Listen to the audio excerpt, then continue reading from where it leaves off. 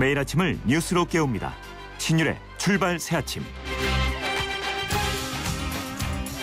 오늘 황교안 국무총리 후보자의 임명 동의안 표결이 있을 예정입니다.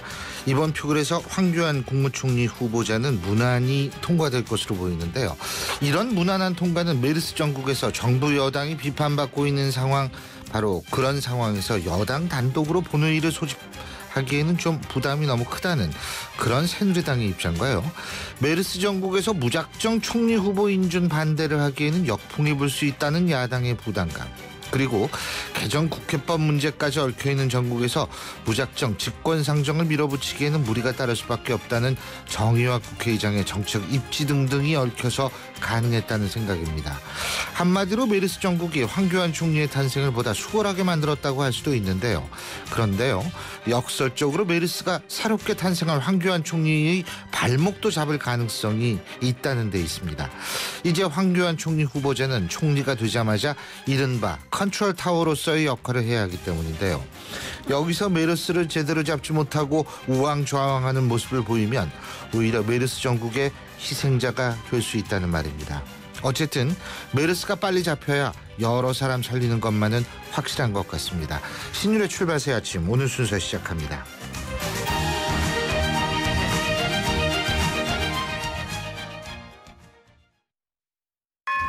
차 조심, 길 조심.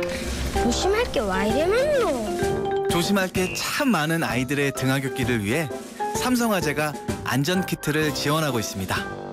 어린이가 곧 모두의 희망이니까요. 봄이 왔어요. 당신의 봄, 삼성화재. 정우성입니다. 지금 대한민국에는 웰메이드 같은 옷집이 필요합니다. 웰메이드 가지요. 멋진 옷이 필요할 땐 웰메이드 가지요. 즐거운 곳, 즐거운 옷, 국민의 옷집으로 웰메이드 가지요. 국민의 옷집 웰메이드. 신율의 출발 새아침. 촌철살인 헤드라인.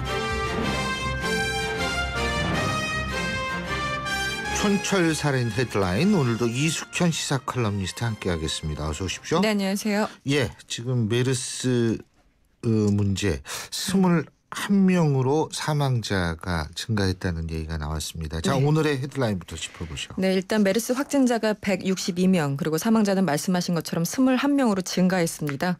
또 격리자는 6,500명을 넘어섰는데요. 다행스럽게도 격리가 해제된 사람들도 4,000여 명으로 늘어났습니다. 신규 확인된 확진자 가운데 2명이 의료진으로 파악이 됐습니다. 국회로 가보겠습니다. 국회는 오늘 오전 본회의를 열고 황교안 총리 후보자 임명 동의안에 대해서 표결에 들어갑니다. 후보자 인준을 반대해왔던 새정치민주연합이 본회의 소집에는 합의해줬지만 실제 표결에 참여할지 현재까지는 미지수입니다. 윤병세 외교장관이 한일 국교 정상화 50주년을 맞아서요. 오는 21일 일본을 방문합니다. 박근혜 정부의 초대 외교수장으로서는 첫 번째 일본 방문이기 때문에 상당히 의미가 있습니다. 그동안 냉각길을 걸어왔던 양국 관계가 이번 한일 회담을 계기로 돌파구를 마련할 수 있을지 주목됩니다. 최은희 합참 의장이 어제 육군 최전방 일반 전초를 방문했습니다. 북한의 기습 도발 가능성에 대비해 만반의 준비를 할 것을 지시했습니다. 그러면서 짙은 녹음과 빈번한 안개 등으로 적의 침투나 또 귀순 상황이 발생할 가능성이 매우 높다면서 경계작전 태세를 유지하는 데 만전을 기해달라고 당부하기도 했습니다. 노크 귀순 당시에 관계자들에 대한 문책이 줄을 이었었는데요. 이번에는 안개 덕분에 그냥 넘어갈지 여전히 궁금한 상황입니다. 예. 자, 먼저 그 삼성서울병원에 대한 전수조사를 한다고 그러는데 지금 현재 메르스 치사율은 13%, 12.96%를 기록하고 있는데 네. 12.96%, 그러니까 13%를 우리가 볼 수 있는데 이 13%는 결코 만만한 숫자가 아닙니다. 그렇죠. 그러니까 결핵 치사율이 6에서 7%라고 얘기했을 땐 2배 가까운 치사율을 보이고 있는 거거든요. 그러니까 참 걱정인데 어떻게 전수조사는 이게 가능한 일인지 모르겠어요. 글쎄요. 이 포부는 참 큰데요. 이게 가능할지 정말 모르겠습니다. 일단 삼성서울병원은 어제 메르스 3차 확산을 막기 위해서요. 병원에 방문한 모든 사람을 전수, 추적 조사한다고 밝혔습니다.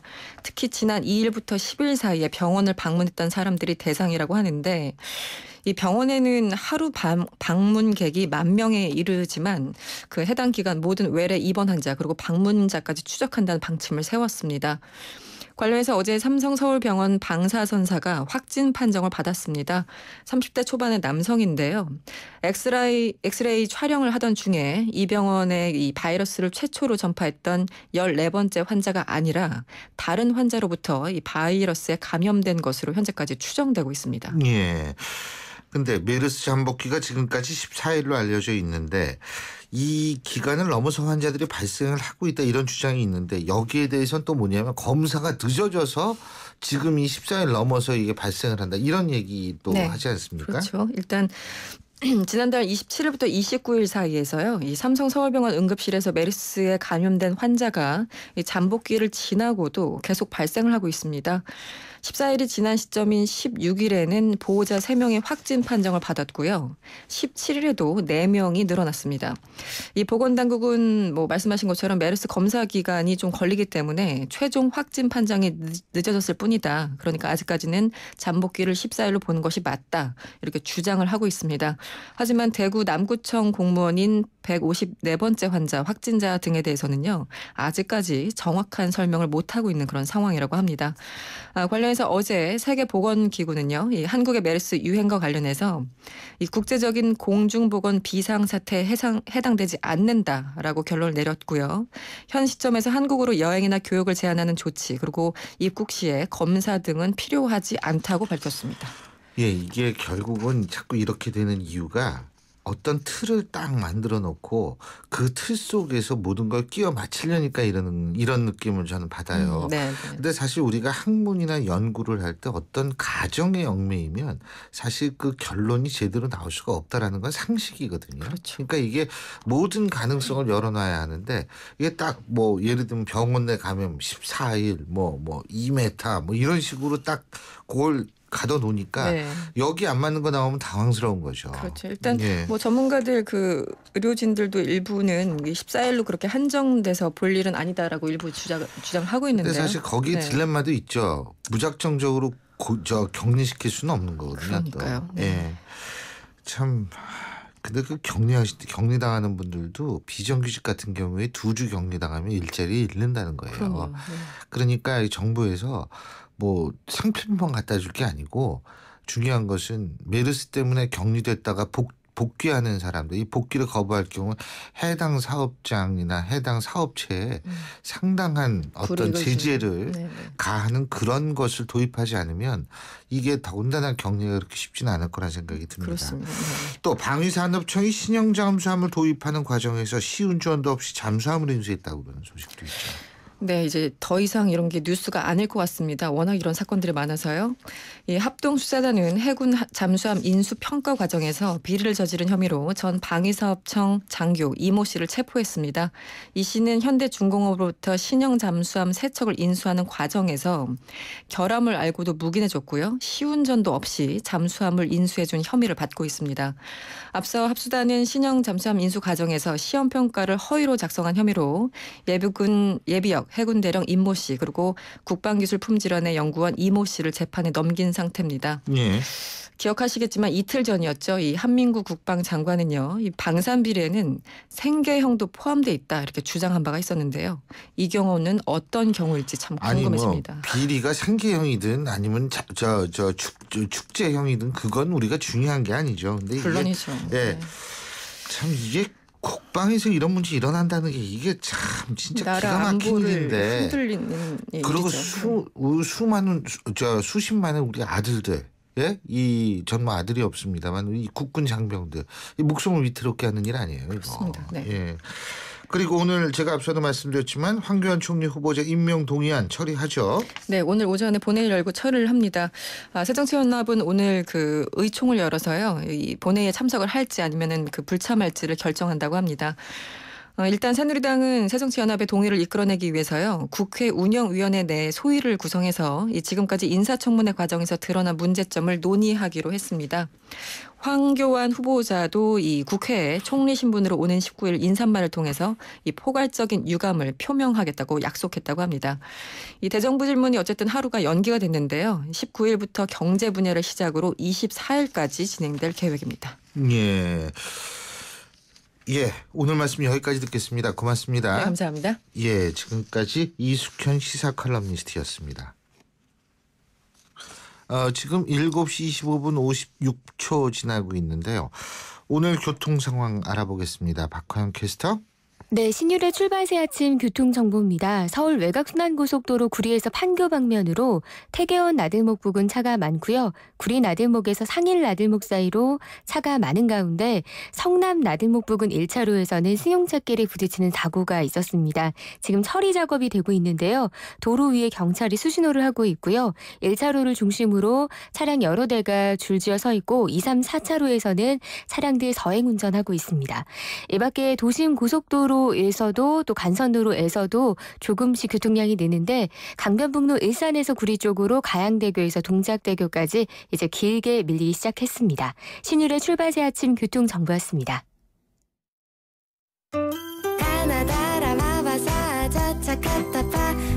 전해주고 싶은 얘기 바람병에 담으면 한글이 모자랄지도 몰라. 병 하나에 담을 수 없는 초정탄산수 이야기. 파란을 일으키다. 초정탄산수. 이 차가 새로 나온 산타페 더 프라임입니다. 강인한 외관과 편안한 승차감으로. 잠깐, 외관은 딱 봐도 강인해 보이는데 속은 어떻게 알죠? 지금 타보시면 압니다. 가까운 현대자동차 시승센터를 방문하세요. 시승 신청은 현대자동차 홈페이지 참조. New thinking, new possibilities. 현대자동차. 신율의 출발새 아침 1부 순서는 여기서 줄입니다. 잠시 뒤 2부에서 뵙겠습니다. 립스틱 원료가 지렁이? 한국산 무당거미에서 추출된 천연효소 아라자임이 천연 화장품으로 개발되어 수출까지? 네, 생물자원은 우리 생각보다 더 바이오 산업계에 큰 역할을 하고 있답니다. 기능성 식품과 화장품은 물론 의약품 60에서 70%가 생물자원에서 얻어진다고 하네요. 하지만 이러한 생물자원을 이용하기 위해선 원산지 국가에 많은 로열티를 지불해야 한다는군요. 생물자원이 국가 자산이 되는 시대, 생물자원을 보존하고 아끼는 일이 정말 중요하겠죠? 이 캠페인은 우리 생물자원을 지키는 환경부 국립생물자원관이 함께합니다. 국민권익위원회는 공공부문의 우월적 지위 및 권한을 남용한 부패 행위에 대해 5월 11일부터 100일간 특별 신고 기간을 운영합니다. 첫째, 인허가 및 계약 과정에서의 권한 남용. 둘째, 정보 및 편의 제공의 대가를 요구하는 등 감독 단속 권한 남용. 셋째, 허위 계약서 묵인, 인건비 미지급 등 예산 및 회계 권한 남용. 넷째, 각종 인사권 남용으로 인한 부패 행위 모두가 신고 대상입니다. 신고는 청렴신문고, 부패 공익침해신고센터 등 온오프라인과 모바일 앱을 통해 신고 상담은 국번 없이 120이나 1398로 가능합니다. 여러분의 적극적인 참여가 공정하고 평등한 대한민국을 만듭니다. 이 캠페인은 국민권익위원회가 함께합니다. 소통의 아침을 여는 공정한 목소리. 신율의 출발 새 아침. 신율의 출발새 아침 2부 순서 광고 듣고 오겠습니다. 이호정 씨, MG 새마을금고는 어떤 금융이에요? 한결같이 당신만 바라봐주고 애인같이 당신만 사랑해주고 가족처럼 늘 당신 곁에 있어주는. 아, 오직 나만 바라봐주는? 맞아요. MG 새마을금고는 당신만 바라보는 당신바라기 금융이에요. MG 새마을금고. 인생의 동반자는 좋은 플러스가 되죠. 우리 몸에도 좋은 플러스가 있습니다. 최불암 씨는 새로 나온 인사돌 플러스로 바꿨습니다. 잇몸 속은 잡아주고요, 겉은 지켜주고 아주 효과적인 인사돌 플러스. 붓고 시리고 피나는 잇몸을 건강하게 인사돌 플러스. 새로 나온 인사돌 플러스, 잇몸에 좋은 동반자죠. 오피스텔 원룸 투룸 구하고 싶다면 선택방 후 방문. 사진으로 미리 보고 알짜만 찾아가고 싶다면 방구하는 절대 공식. 선택방 후 방문. 직방. 신율의 출발 새 아침. 국회법 개정안에 대한 대통령의 거부권 행사, 지금 정치권 촌위의 관심사로 떠오르고 있죠. 특히 새누리당 내 분위기도 심상치가 않은데요. 대통령의 선택에 따라서 누군가는 큰 피해를 볼 수밖에 없다. 이러한 것이 정치권의 일반적인 시각입니다. 자, 이 문제 새누리당 비대위원을 지내셨죠. 중앙대학교 이상돈 명예교수와 알아보겠습니다. 이 교수님 안녕하십니까? 네, 안녕하십니까. 예. 오늘 황교안 총리 후보자 인준은 무난히 통과가 될 것 같죠? 무난이라는 표현이 적절한지는 모르겠어요. 예. 네. 야당은 어떻게든 간에 반대표를 던지는 것이고, 예. 그 여당, 그 청와대의 의지가 처음부터 매우 강하지 않습니까? 그러니까 뭐 여당 의원들이 그대로 따라갈 수밖에 없겠죠. 예. 근데 뭐 제가 무난이라고 쓴 이유는 야당이 반대표를 던지는 거는 상당히 자주 우리가 목도됐던 그런 일들 아니겠습니까? 그죠? 그러니까 이제 뭐 단독 본회의 소집 이런 것만 아니면 그냥 무난이라는 표현을 언론들에서 많이 쓰는 것 같아요. 예. 네네. 자, 근데 어쨌든 황교안 총리 후보자 이 총리 되자마자 이제 메르스 컨트롤 타워가 돼야 되는 거 아닙니까? 컨트롤 타워가 될 준비가 돼 있겠습니까? 뭐 이번 사태에 대해서는 뭐 특별한 역할이 없을 거라고 보고요. 저는 황교안 총리가 뭐 청와대의 지시를 충실히 이행하는 뭐 그 이상도 아니고 그 이하도 아닌 뭐 그런 총리가 될 거라고 봅니다. 예. 근데 우리나라 헌법적으로 봐도 대통령을 보좌하면 대통령의 명을 받아 내각을 총괄한다. 뭐 이렇게 돼 있지 않습니까? 그러니까 사실은 우리가 많이 얘기하는 책임 총리라는 게 우리나라 헌법상으로는 상당히 제약될 수밖에 없는 거 아니겠어요? 그러니까 그 대통령이 총력을 어떻게 활용하느냐에 따른 것이죠. 결단에 관한 문제죠, 그죠? 네, 그 예. 헌법 규정 중에서 앞에 부분 대통령의 보좌 부분에 힘을 쓰느냐, 뒷부분 내각을 통할하는 데 힘을 실어주느냐, 그게 다른 것이죠. 대통령의 내각을 통할해서 국정을 좀 이끄는 역할을 인정하면은 그 총리가 상당한 역할을 할 수 있죠. 과거에 그런 총리도 있었죠. 예. 그런데 어쨌든 지금 이 황교안 총리 후보자 인준 문제와 맞물려 있는 것처럼 보이지는 않지만 결국 맞물릴 수밖에 없는 게 국회법 개정안 문제인데 말이에요. 대통령의 거부권 행사 부분. 일단 제가 좀 여쭤볼 것이 개정국회법이요. 이 개정국회법이 지금 이제 요구로 요청으로 바꿨지 않습니까? 네. 이러면은 어떻게 논란의 소지가 많이 줄었다고 보십니까? 그것은 자꾸 수정 아닙니까요? 그래서 아마 정의와 국회의장이 청와대에게 거부권을 행사하지 않을 수 있는 명분을 준 거죠. 그건 뭐 크게 차이가 없다고 봅니다. 저는 국회법 개정안은 본질적으로 강제성을 갖기가 어려운 조항이고, 그래서 저는 그 위헌 소지가 없다고 봅니다. 그리고 그 협상 결과를 알고 있지만 내막은 잘 모르지만은 여당 원내대표하고 야당 원내대표하고 강제성 여부에 대한 해석이 다르지 않습니까요? 예.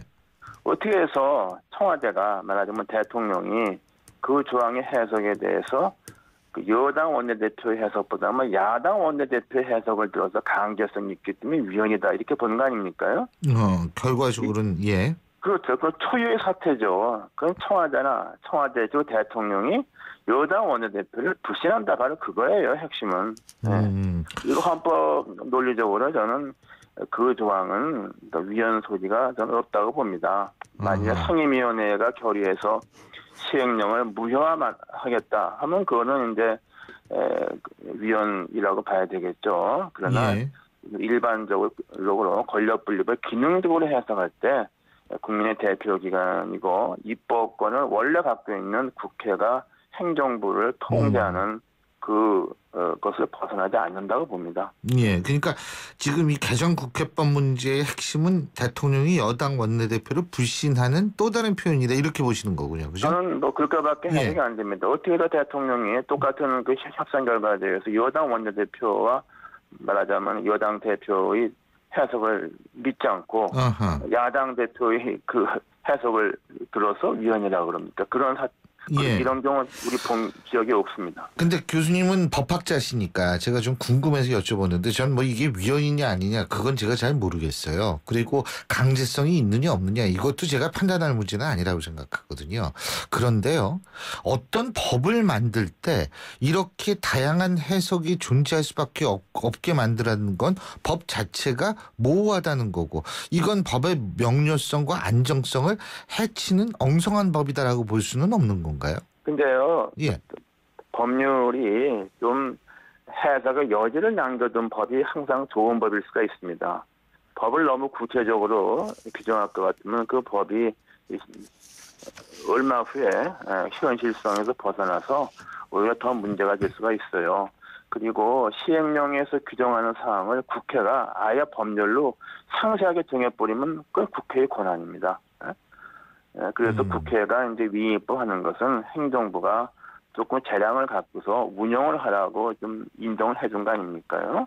예. 그러니까 행정입법권은 입법권의 연장이기 때문에 그 국회가 뭐 그런 행정청에 대해서 행정입법에 대해서 위반의 그 법률 위반하는 측면이 있는 행정입법을 통제하는 것은 뭐 할 수 있다고 봅니다.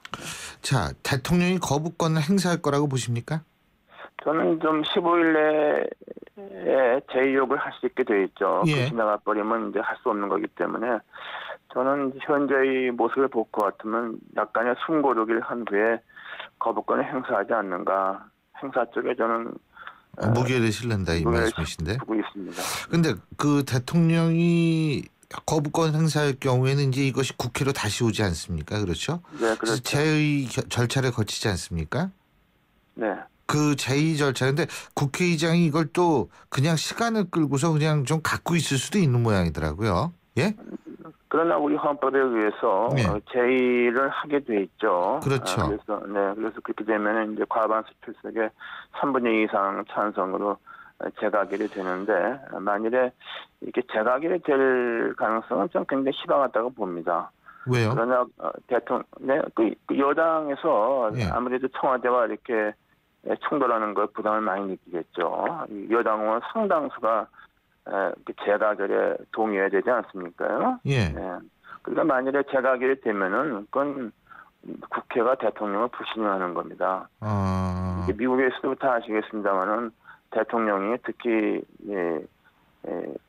의회의 다수당과 대통령이 소속한 다를 경우에 거부권 행사는 종종 있습니다. 그러나 재가결은 굉장히 드뭅니다. 워터게이트로 완전히 대통령 권위가 떨어졌던 닉슨 대통령 때 2번 있었죠.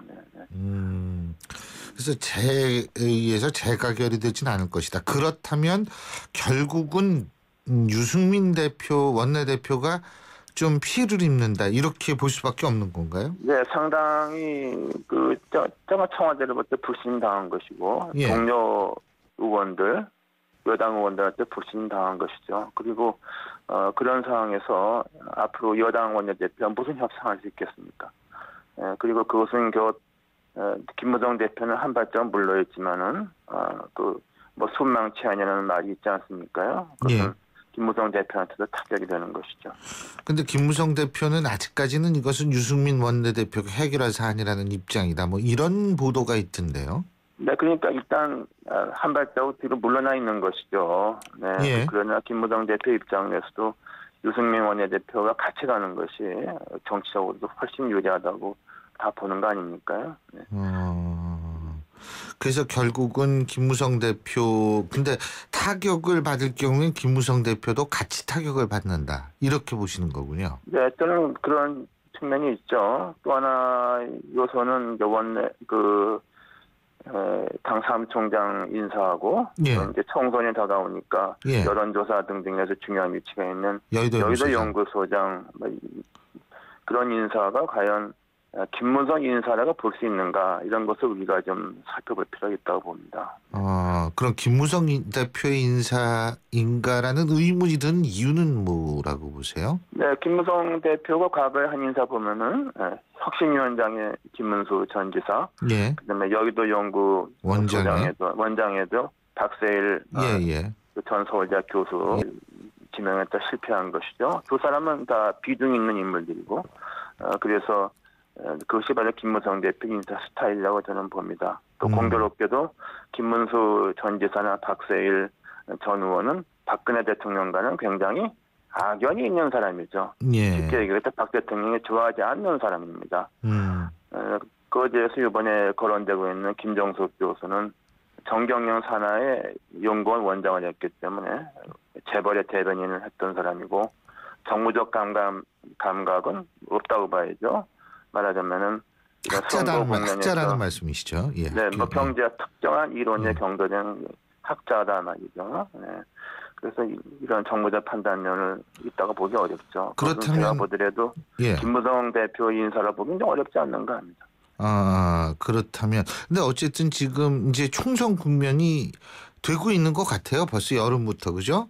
네, 조금 빨리 왔죠. 조금 빨리 온 거죠. 근데 지금 이군현 사무총장이 당직 사표를 내지 않았습니까? 그죠? 네, 그렇죠. 이제 새롭게 뽑아야 되는데 그렇다면 여기 사무총장 인선도 김무성 대표가 그다지 자신의 의중을 많이 실을 수는 없는 환경이다. 이렇게 보시는 거네요? 네, 저는 그렇게 봅니다. 네, 그래서 그 대표와 원내대표는 투표니까 청와대가 자기들이 원하는 사람을 밀었지만 다 실패하지 않았습니까?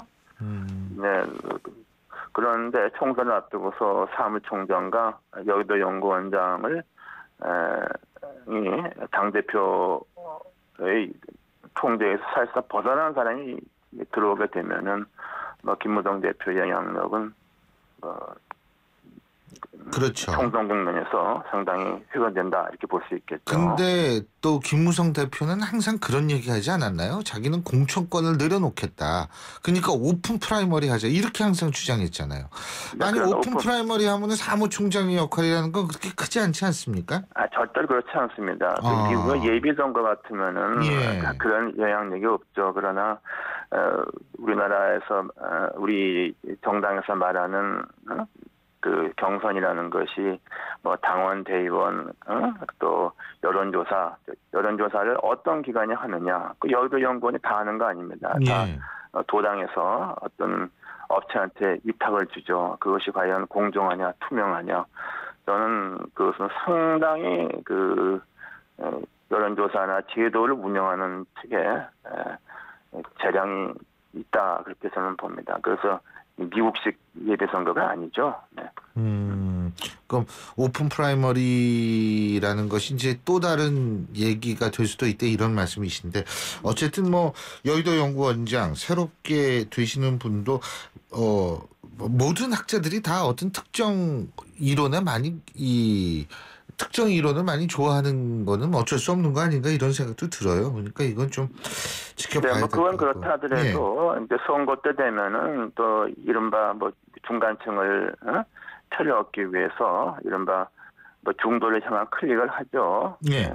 그러나 뭐 그런 측면은 전혀 없고 무엇보다도 여의도 연구원장이 이런 그 비정치인 말하자면 정치적 소양 학계에 있는 분이 오는 거는 드물다 이 말씀이시죠? 그리고 정부적 판단력이 의심스러운 사람을 이렇게 임명하는 데 대해서는 뭔가 좀 특별한 사유가 있지 않은가 보는 것이죠. 네. 그리고요. 어쨌든 지금 그래서 이 사무총장 인선 문제도 남아있고 여러 가지 문제가 있는데 가장 중요한 것은 결국은 지금 원내대표의 운명이 어떻게 되느냐. 여기에 따라서 새누리당의 지형이 많이 바뀔 수밖에 없다. 결론은 이거네요. 그죠? 네, 그렇죠. 저는 유승민 원내대표가 상당히 그 자신의 정치 역정에서 기로에 서 있다고 봅니다. 네. 근데 그거 자기 힘으로 헤쳐나갈 수 있는 상황은 아니지 않나요? 그러나 거기에 대해서 어떤 그 자기 선택이 필요할 시점이 올 수도 있겠죠. 예, 잘 알겠습니다. 오늘 말씀 여기까지 듣겠습니다. 감사합니다. 네, 감사합니다. 네. 예, 지금까지 새누리당 비대위원이셨죠. 중앙대학교 이상돈 명예교수였습니다.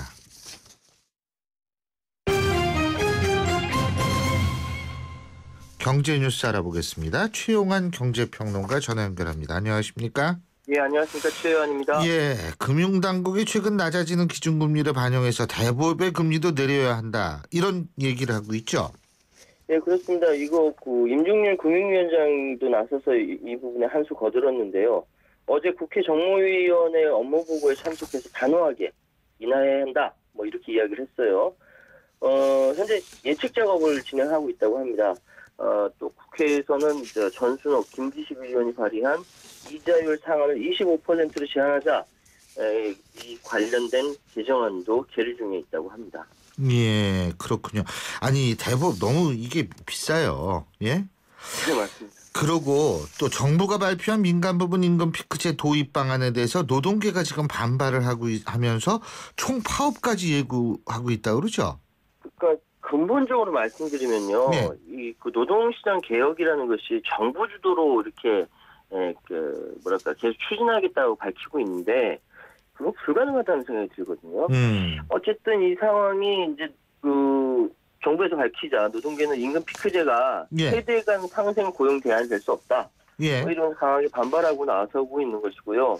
정부는 현재 상황에 대해서 청년과 중장년층의 상생을 위해서 이 공공뿐만 아니라 민간에서도 이 임금 피크제가 도입이 시급하다 이렇게 이야기하고 있는 것이죠.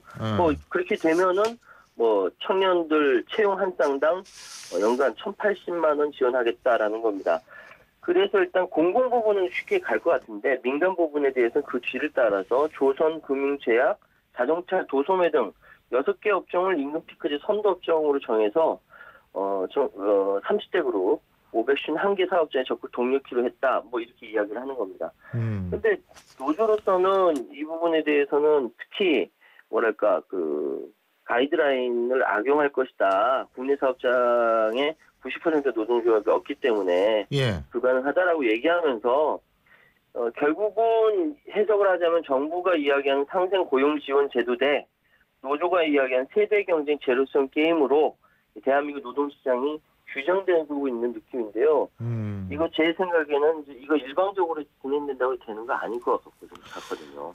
아니긴 아닌데요. 요새 청년 실업이 상당히 심각하고 그죠? 심각하죠. 정년은 늘고 예. 근데 이걸 지금 시스템에서 그대로 놔둬가지고 그렇게 양쪽을 기업이 하라 그러는 것도 상당히 제가 볼 땐 정부로서는 가능하지 않다고 충분히 생각할 수 있다고 보거든요. 그렇죠. 그렇지 그러니까 않습니까? 훨씬 더 이게 더 치밀하고 디테일하게 대화를 해야 되는데 여기에 대해서 경영계조차 이렇게 일방적이다라고 하면서 불편한 신경을 내보이고 있습니다. 근데 이게 진짜 청년 실업 문제 이거 어떻게 빨리 해결해야 되는 전 정부의 고민도 충분히 이해는 할 수 있을 것 같아요. 네, 그거 충분히 이해합니다. 그리고 이 정부 각 부처가 내년도 지출 계획을 기획재정부에 제출했는데 규모가 390조 원 규모라고 그러죠? 예, 올해보다 4.1% 늘어난 수치인데요. 간단하게 내용을 보면 보건복지 안전 분야 요구액이 올해보다 예산이 늘어났고 내년에 또 예전에 총선 때문에 행정 분야 요구액도 증가했습니다. 대신 이제 돈 많이 잡아먹던 사회 간접 자본과 산업 부분 관련된 요구액은 좀 줄어들었는데요. 그러니까 전체적으로 390조 9천억 원으로 올해 예산보다 15조 5천억 원이 증가했다. 그런데 이 증가율은 총 지출 개념을 통해서 예산 편성 시작한 2005년 이후 가장 낮은 거라고 합니다. 강력한 재정개혁 추진 방침으로 예산 요구액 증가율이 낮은 수준을 나타낸 것이다 이렇게 해석했는데요. 일단 기재부는 각 부처 요구안을 토대로 내년 정부 예산안을 확정해서 9월 11일까지 일단 국회에 제출할 예정입니다. 그렇군요. 자, 그리고 국내 30대 그룹에 속한 상장 계열사 25곳이 외국계 헤지 펀드 공격에 취약한 지분 구조 때문에 제2의 삼성물산이 될 위험에 노출돼 있다. 이런 얘기죠? 얘기가 있죠? 예, 그렇습니다. 그러니까 삼성물산이 이렇게 문제가 드러난 거는 이번에 엘리엇 매니지먼트 때문에 그런 것인데 알고 보니까 다 찾아보니까 삼성물산 같은 기업들이 더 많다라는 거죠. 벌써 이게 25곳이라고 하니까 굉장히 위험하다라는 것이고 근데 그룹별로 보면은 삼성그룹이 7곳으로 제일 많습니다. 그 다음에 LG가 4곳이고 그 외에 현대차, SK 뭐 이렇게 많이 있다. 뭐 이렇게 이야기가 많이 이렇게 나왔습니다. 이게 결국 취약하다는 건 우리나라 재벌 기업들의 이 관리 구조가 그만큼 아주 옛날 구태를 벗어나지 못했다. 이런 것도 전 증명하는 것 같아요. 그렇습니다. 오늘 말씀 여기까지 듣겠습니다. 감사합니다. 네, 감사합니다. 지금까지 최요한 경제평론가였습니다. 시흥 백옷 신도시에는 클래스가 다른 엄마들이 있습니다. 보내는 학교도 누리는 문화도 사는 공간까지도 좋겠다. 할라비발디 엄마들. 서울대를 품은 신도시 시흥 백옷 할라비발디 캠퍼스 2차 주택전시관 개관 중 문의 1688-2600. 오늘도 하품하다 하루가 착한 활력이 필요해. 기운이 뿅 생겨났어. 활력이 슝슝 생겨났어. 착한 활력 비타민으로 채워주세요. 착한 드링크 비타오백. 사장님, 우리도 화상회의 되면 좋겠어요. 전자결제도요. 회사 메일도요. 우리같이 작은 회사가 그걸 어떻게 다 해? 올레 비즈메카가 있잖아요. 중소기업에 필요한 IT 솔루션을 부담 없이 간편하게. 올레 비즈메카. 문의 080-2580-007. 올레. 신율의 출발새 아침 2부 순서는 여기서 줄입니다. 잠시 뒤 3부에서 뵙죠.